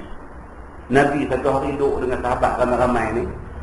Nabi kata aku nak pesan dekat hangpa semua, jangan ada di kalangan kita ni yang mau duduk dengan orang yang putus silaturahim, yang tak tegur adik-beradik. Jangan duduk dengan orang macam ni, Nabi kata. Tiba-tiba berdiri seorang daripada perhimpunan itu. Lepas Nabi kata lagu tu, ada satu orang bangkit keluar. Ada satu orang bangkit keluar. Kalau kita hari ni, jadi bangkit keluar tak kenal kat aku. Kita ingat dulu tu. Kan? Jadi zaman Nabi ni, Nabi duduk ramai-ramai ni, Nabi kata, Nabi bagi satu general statement, satu kenyataan am. Nabi kata kita ni semua jangan duduk dengan orang yang berkelahi adik-beradik. Nabi kata begitu. Tak lama lepas Nabi kata tu, cuai bangkit satu orang nyong keluar ni. Siapa pun tak tahu apa hal dengan dia ni. Maka datanglah ia akan mak muda baginya pergi jumpa makcik dia. Mak muda bukan bini muda apa dia. Mak muda ni makcik dia, adik mak dia. Rupanya dia ni ada hal dengan makcik dia. Dia tak bertegur siapa dengan makcik dia. Bila Nabi kata lagu tu, dia kata Allah kenal aku. Dia gitu. Nabi kata ni hak ada ni semua tolong ambil ingat. Jangan duduk, jangan bercampur dengan orang yang berkelahi adik-beradik. Nabi kata lagu tu. Bila Nabi kata tu, dia rasa kenal kat dia. Pasal apa? Pasal dia ada masalah tu. Dia tak cakap dengan makcik dia. Bila dia dengar macam tu, dia bangkit keluar. Dia pergi jumpa makcik dia. Yang telah di antara keduanya itu setengah daripada suatu perbantahan. Pasal dia dengan makcik dia ni ada hal apa kali tu ni, bertentang kata lagu tu, kata lagu ni, tak cakap ubah hari dah. Dia pergi jumpa balik makcik dia dan minta ampun dia akan perbantahannya itu. Dia pergi dari kata makcik, saya sorry lah, saya pun silap itu, saya lagu ni, makcik saya minta maaf. Dia kata kat makcik dia. Kemudian kembali ia pada majlis perhimpunan dahulu itu. Habis dia pergi minta maaf dekat makcik dia, dia balik ke dalam majlis ilmu Nabi sallallahu alaihi wasallam. Balik masuk duduk balik. Maka sabda Nabi sallallahu alaihi wasallam bahawa sesungguhnya rahmat Allah Taala tiada turun atas kaum, padahal ada di dalam kaum itu satu orang yang memutuskan keluarganya. Nabi kata apa? Selagi ada orang yang berkelahi adik-beradik dalam majlis kita ni tak akan terima rahmat daripada Allah. Itu dia, logo tu pula Nabi kata. Dan diceritakan daripada Baqir bahawa sesungguhnya bapa Zainul Abidin berkata, ya ini bukan hadis. Janganlah engkau berbuat sahabat akan orang yang memutuskan keluarganya. Maka bahawa sesungguhnya aku dapat akan dia kena laknat di dalam kitab Allah Ta'ala pada 3 tempat. Maka adalah segala orang yang memutuskan rahimnya itu tiada masuk dia ke dalam syurga, seperti yang telah tersebut di dalam beberapa hadis Nabi sallallahu alaihi wasallam. Tetapi adalah rohnya kematian daripada matinya itu berimpun semuanya itu di dalam telaga barhut, dia kata, di atas mulut neraka jahanam. Dia ni sudah dicakap macam tu. Ni setengah orang dia kata orang-orang macam ni semua orang-orang yang menjadi awliya Allah, orang-orang yang menjadi wali Allah, orang-orang yang menjadi kesayangan Allah Subhanahu wa taala. Selain daripada golongan rasul, golongan anbiya, dia ada golongan awliya ni. Golongan wali-wali ni. Orang biasa tetapi dipilih oleh Allah untuk nak dapat beberapa keistimewaan. Depa ni awliya Allah. Orang-orang yang Allah pilih untuk dapat beberapa keistimewaan. Di antara tanda mereka ni awliya Allah, Allah bagi dekat mereka karamah. Allah bagi dekat dia karamah. Macam cerita sahabat apa kita baca dulu, yang Sayyidina Umar pun bila jumpa dia, Sayyidina Umar minta dekat dia supaya dia doa kepada Allah agar Allah ampunkan Sayyidina Umar. Ini orang yang macam ini. Uwais apa nama? Uwais. Uwais. Dia ni satu orang yang Nabi tak pernah jumpa dia. Tapi Nabi pesan tinggal. Ini dalam hadis sahih, tuan-tuan. Dalam hadis sahih. Nabi pernah pesan depan sahabat-sahabat semua. Nabi kata siapa-siapa di kalangan apa yang berkesempatan jumpa dengan Uwais ni, jangan lepas peluang. Dijumpa dia, diminta terus dia ni doa dekat Tuhan supaya Tuhan ampunkan dosa kita yang jumpa dia ni. Nabi bagi keluar. Nabi bagi keluar. Bagi beberapa clue ni apa? Beberapa penunjuk, beberapa tanda lah. Nabi bagi clue. Nabi kata dia ni orang dia macam ni. Dia antaranya dia ni dulu kena penyakit sopak lah, dah baik dah, tinggal besar duit dirham saja. Nabi kata dia ni bagi tahu clue. Jadi sahabat-sahabat ni pun jadi suspend ni siapa dia Uwais ni sampai Nabi sebut dia ni. Nabi tak ada jumpa dia pun tak ada jumpa Nabi, tapi nama dia Nabi tahu. Nabi bagi tahu pula dekat sahabat. Nabi bagi tahu pula sahabat yang dua ada ni, sahabat besar-besar. Sayyidina Abu Bakar ada, Sayyidina Umar ada, Sayyidina Osman ada, Sayyidina Ali ada, semua ada. Nabi pesan kalau jumpa Uwais ni jangan lepas peluang ni. Sampailah wafat Sayyidina Abu Bakar tak ada jumpa dia. Zaman Sayyidina Umar jumpa dia. Bila Umar dengar nama dia Uwais, Umar terus tanya dia, ni bagi keluar Nabi bagi. Memang betul. Sayyidina Umar pun suspend, dia pun kata apa? Umar ni dia ni tahu mana aku ni lagu ni sampai aku dulu kena penyakit sopak. Dulu aku kena penyakit sopak dah baik, dah lama dah. Lepas tu tinggal pula besar duit selin ni, dia tahu kok mana pula. Masa tu mana ada ketuk kaki borel lagi. Kan? Jadi macam mana yang boleh tahu? Tak tahu. Benda ni tak tahu. Tapi Umar sebut benda tu satu. Betul macam mana yang ada kata. Apa dia nak kata? Sayyidina Umar kata, Nabi bagi tahu kat aku benda ni. Kalau macam tu, hanglah orang dia. Umar kata, tolonglah Uwais, tolong doa dekat Allah. Minta Allah ampun dosa aku. Dia kata Umar, ada kata berlawak dengan aku lagu ni. Sayyidina Umar, orang duk pergi jumpa Sayyidina Umar, minta Sayyidina Umar tolong doa dekat Allah apa-apa kebaikan untuk dia. Tengok Umar main jumpa dia, minta dia doa kat Tuhan. Dia kata, hang kalau nak melawak pun jaga macam ni lah. Dia kata, tuan-tuan, dia ni di antara awliya Allah. Pilihan, orang pilihan. Allah terus Nabi bagi tahu nama dia ni. Nabi pun tak nak jumpa dia. Nabi sebut, ada sungguh orang macam ni. Pasal apa? Mustajab doa dia di sisi Allah Subhanahu wa taala. Pasal apa? Pasal ada kebaikan dia. Nampak muslimin dan muslimat yang dirahmati Allah sekalian? Ini cerita dia. Jadi ini yang kita duk baca ni pun dia cerita macam tu. Dia kata, maka berhimpunlah semua ni. Maka adalah segala orang yang memutuskan rahim itu tiada masuk ia ke dalam syurga, seperti yang telah tersebut di dalam beberapa hadis Nabi. Tetapi adalah roh orang yang memutuskan silaturahim ni, kemudian daripada matinya berhimpun semua roh itu di dalam telaga barhut. Dia kata di atas mulut neraka jahanam. Dia tu cakap begitu. Dan telah menghikayatkan oleh Syekhuna Ibnu Hajar rahimahullahu ta'ala bahawasanya seorang laki-laki yang kaya telah pergi haji ia, kemudian berkirim taruh ia akan seorang yang lain. Hal keadaannya diketahui orang akan dia dengan amanahnya dan kebajikannya akan 1000 dinar. Satu orang pula dia kata, Ibnu Hajar Al-Asqalani, dia cerita benda ni. Satu cerita yang berlaku pada zaman dia kata. Ibnu Hajar Al-Asqalani, dia bukan sahabat, dia ulama. Dia kata berlaku pada zaman dia, satu orang nak pergi buat haji. Dulu kan nak pergi buat haji bukan senang. Naik unta pergi sampai berapa minggu nak boleh sampai ke Mekah tu. Naik unta berapa minggu, bekal nak bawa dengan apa, susah. Jadi bila nak pergi Mekah nak buat haji dengan perjalanan receh padang pasir, susah perjalanan dan sebagainya. Jadi sebelum pergi tu duit ada 1000 dinar. Dicari satu orang yang terkenal amanah.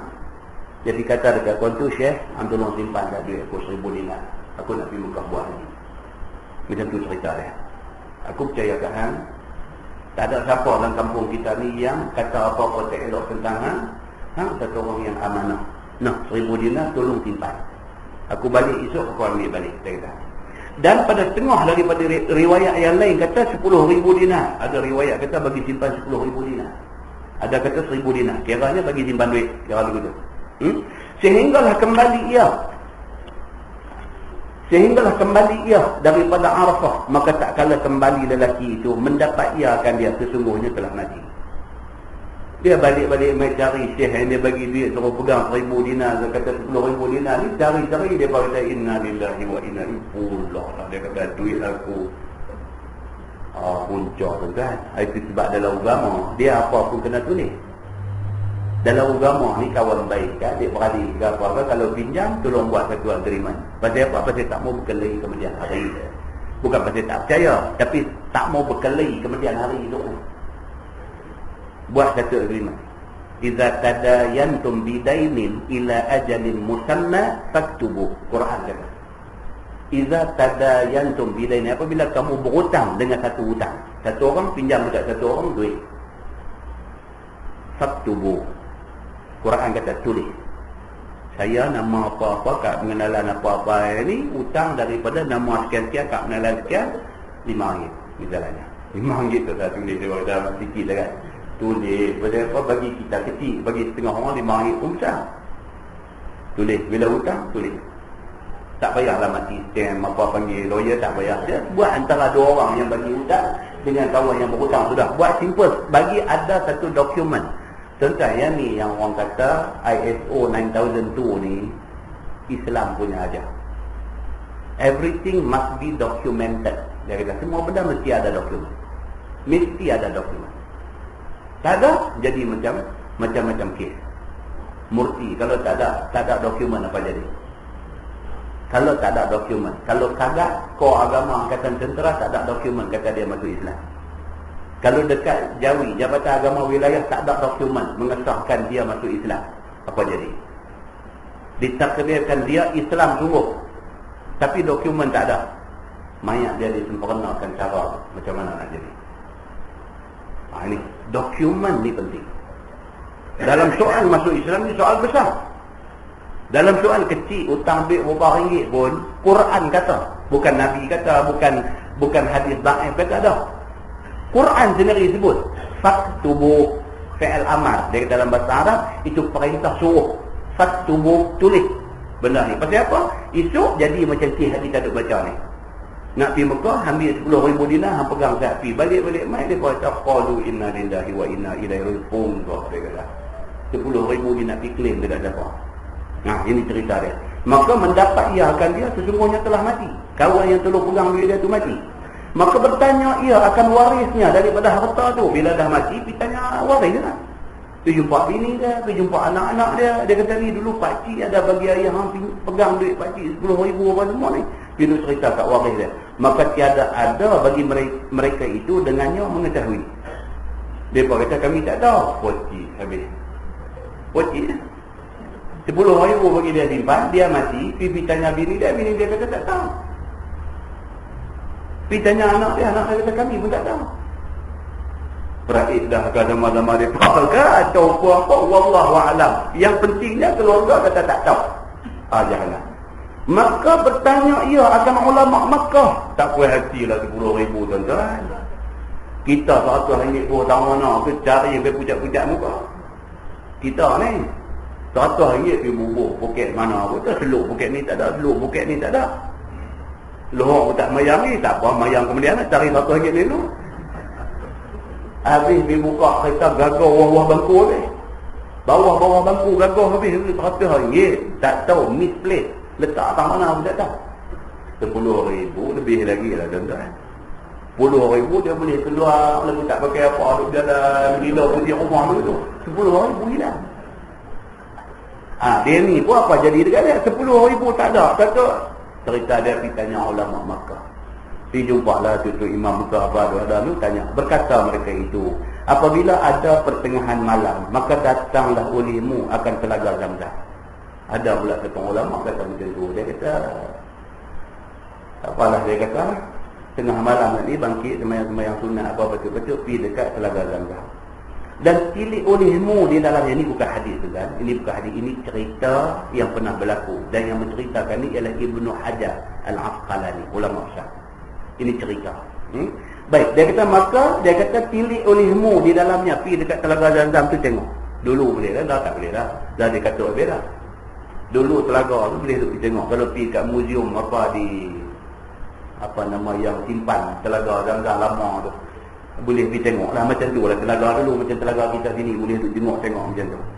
Dan terulah olehmu ya fulan, dengan nama dia, sebut nama sihat kita bagi pegang duit kita tu ni, panggil nama dia. Jikalau ada ia daripada ahli kebajikan, maka menjawab dia akan dikau daripada mula-mula seru. Kalau orang yang hang bagi pegang duit hari tu ni, dia memang orang baik, ahli kebajikan. Hampir kat dia, ya fulan, wahai nama apa-apa, oh, dia bunyi begitu. Dia bunyi macam mana tak tahulah, tapi dia akan jawab seruan tu. Kalau bagi salam, mungkin dia jawab salam. Assalamualaikum Syekh. Waalaikumsalam, bunyi korang telaga tu. Ni salahnya, dia kata. Maka pergilah ia dan menyeru ia di dalamnya. Bila dah ulama Mekah ni suruh dia balik, itu dia pergi buat. 10,000 tu kan, pergi suruh pergi jenguk Telaga Zamzam tu tak ada apa. Kalau suruh pergi buat kelik lagi, boleh pergi buat 10,000. Pergi itu dia pun buat lagu macam mana disuruh ni. Maka tiada menjawab akan dia oleh seseorang. Lagi dia tak bunyi apa dalam tu. Jadi macam ni. Maka mengkhabar ia, yakni laki-laki itu akan mereka itu. Dia pun patah balik pergi cari ke imam dari ni, ulama Mekah ni, dia beritahu buat dah. Dia kata tak ada bunyi suara apa-apa. Maka berkata, inna lillahi wa inna ilaihi raji'un. Kami takut bahawa adalah sahabat engkau itu daripada isi neraka. Jawab pula ulama-ulama Mekah ni, inna lillahi wa inna ilaihi raji'un. Maksudnya tak tahulah apa. Kalau tak bunyi suara jawab ni, takut-takut dia ni orang yang bermasalah. Begitu. Maka pergilah olehmu kepada bumi Yaman. Mereka kata pula kat dia, Allah ni macam ni, pergi ke Yaman sana. Maka adalah ia di dalam satu telaga, dinamai orang akan dia dengan telaga itu Barhut. Cuba pergi satu telaga di Yaman sana, nama telaga itu Telaga Barhut. Maka kata orang baginya bahawa sesungguhnya ia di atas mulut neraka Jahannam. Orang kata telaga itu umpama tebing neraka. Orang kata begitu. Maka tilik olehmu di dalamnya pada waktu malam, dan seru olehmu dalam. Buat lagu macam mana Telaga Zamzam tadi juga. Waktu malam pergi kat telaga tu, panggil nama dia ni, Syekh apa semua ni, panggil tengok bunyi tak bunyi, jawab dalam. Kata ya fulan, maka menjawab ia akan dikau daripadanya. Dia kata kalau bunyi jawab, mana dia ni masalah. Maka pergilah ia, yakni laki-laki itu ke Yaman. 10,000 punya pakai tuan-tuan. Lompat ke Yaman pula. Sampai di Yaman dan bertanya ia daripada telaga yang tersebut. Dia pergi tanya orang Yaman, tang mana yang kata Telaga Barhut ni, tang mana. Maka ditunjuk orang atasnya. Orang pun tunjuk tu dia tangkap. Maka pergilah ia kepadanya pada waktu malam hari dan menyeru ia di dalamnya, ya fulan. Maka menjawab ia akan dia.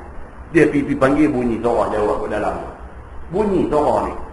Maka bertanya ia, di mana emasku? Dia terus saja bunyi suara dia. Tak abang meh, 10,000 tahun dah aku petak abang masa.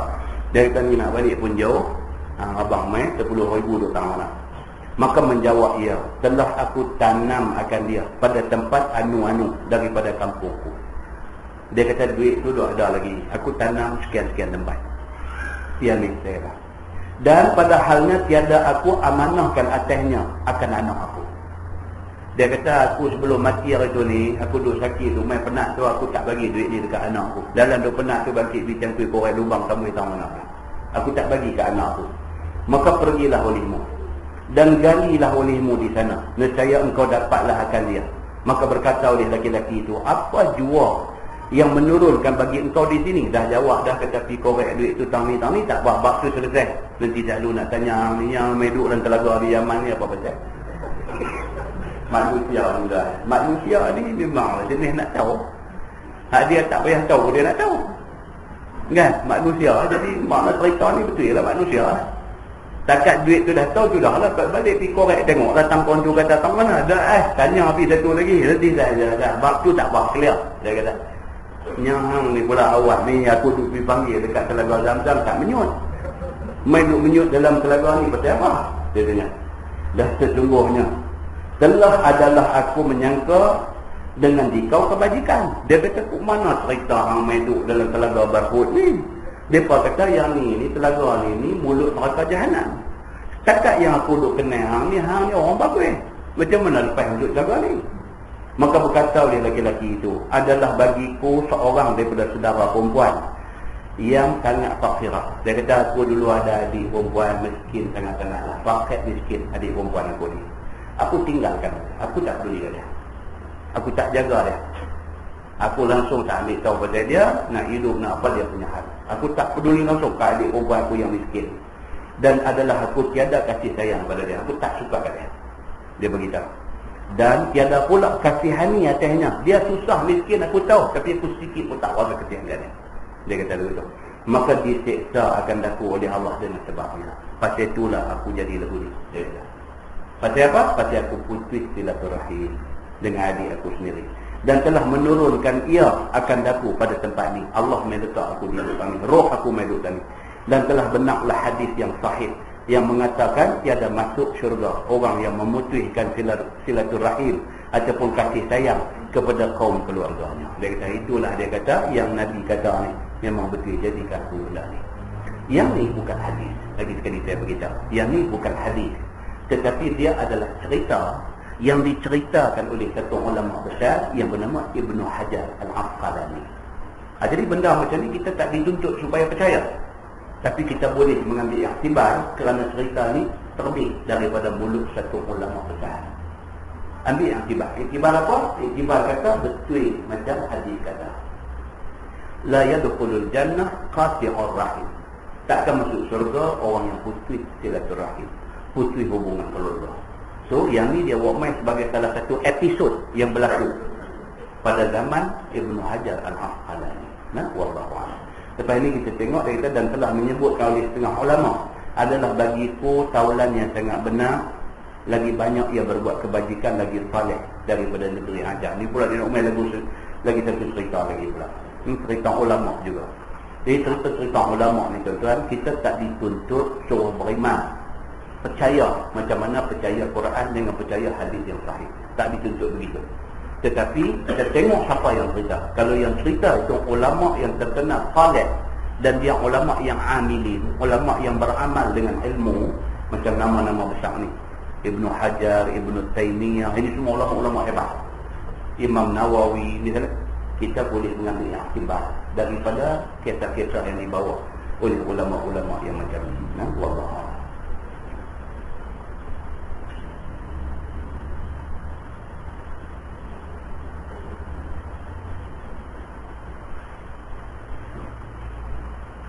Agama ni tuan-tuan, kita lagi belajar, lagi kita dah dapat benda-benda yang kita tak tahu. Cuma takut kita ni satu je. Takut kita dah kita tahu ni cara mana, larat mana kita nak beramal dengan benda yang kita tahu. Jadi tuan-tuan, saya pun takut. Saya pun pesan dekat diri saya pesan dekat tuan-tuan semua, sedaya upayalah kita buat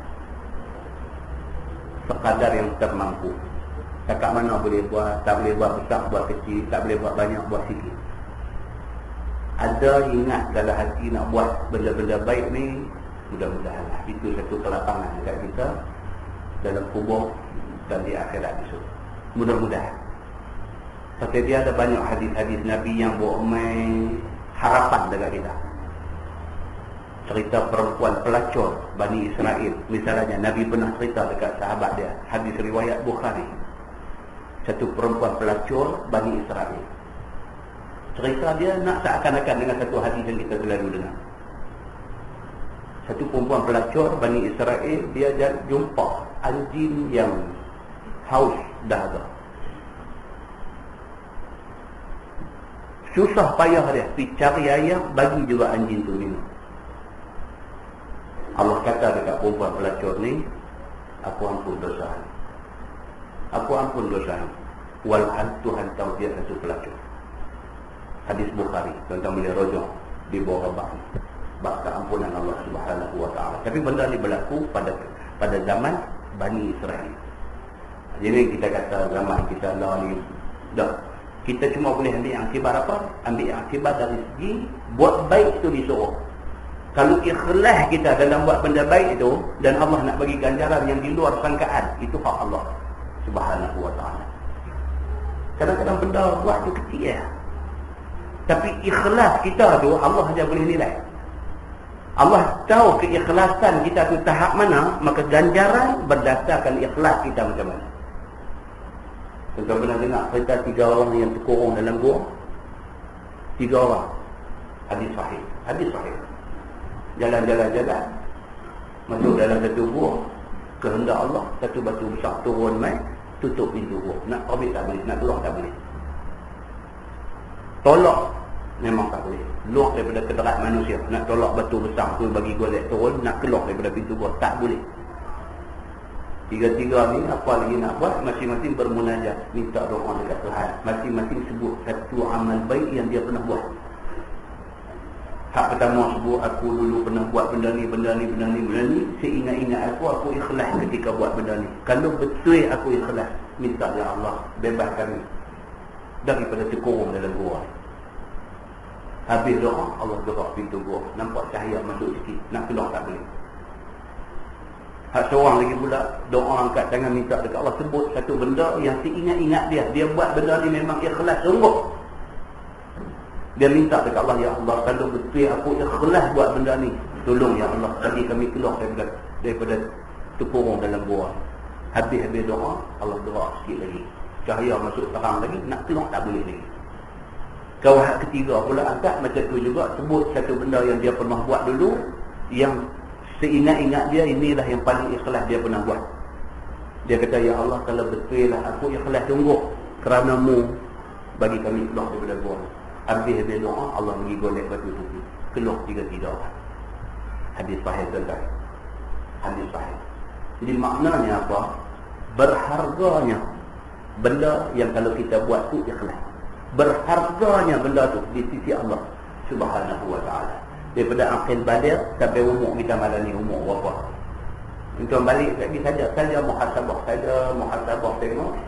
Ada tak ada satu benda yang kita buat dalam umur kita ni, satu benda yang kita buat tu memang kita kerana Allah sungguh. Ada tak ada?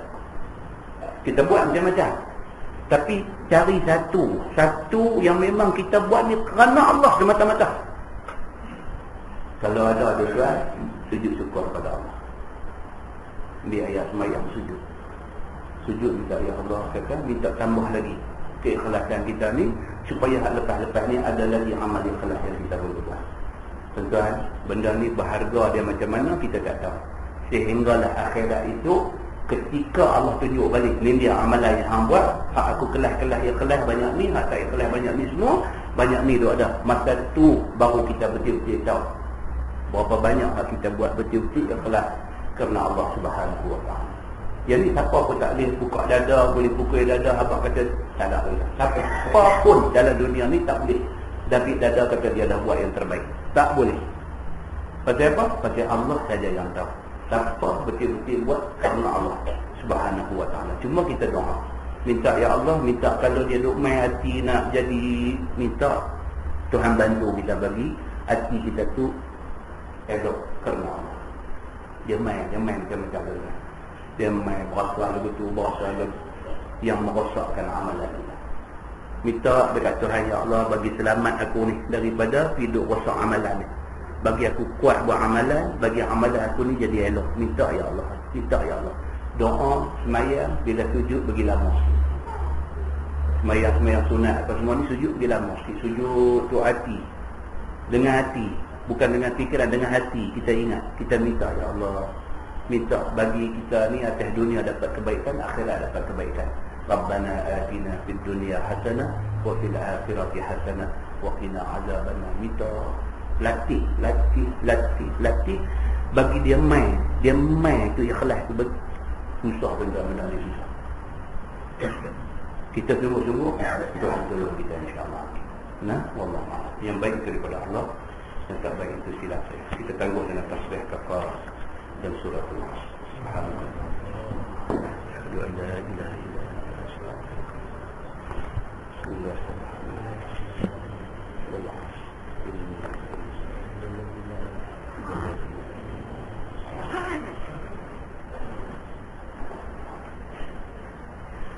اللهم صل على محمد في الأولين والآخرين وسلم رضي الله تبارك وتعالى عن سادتنا أصحاب سيدنا رسول الله أجمعين. بسم الله الرحمن الرحيم. الحمد لله رب العالمين حمدا يوافي نعمه ويكافئ مزيده. يا ربنا لك الحمد كما ينبغي بجلال وجهك الكريم وعظيم سلطانك. رضينا بالله ربا وبالإسلام دينا وبمحمد نبيا ورسولا. اللهم افتح علينا فتوح العارفين وارزقنا فهم النبيين بجاه خاتم المرسلين. اللهم فقهنا في الدين وعلمنا التأويل واهدنا صراطك المستقيم. اللهم أرنا الحق حقا وارزقنا اتباعه وأرنا الباطل باطلا وارزقنا اجتنابه. اللهم اجعل جمعنا جمعا مرحوما وتفرقنا من بعده تفرقا معصوما. وصلى الله على محمد وعلى آله وصحبه وسلم والحمد لله رب العالمين. السلام عليكم.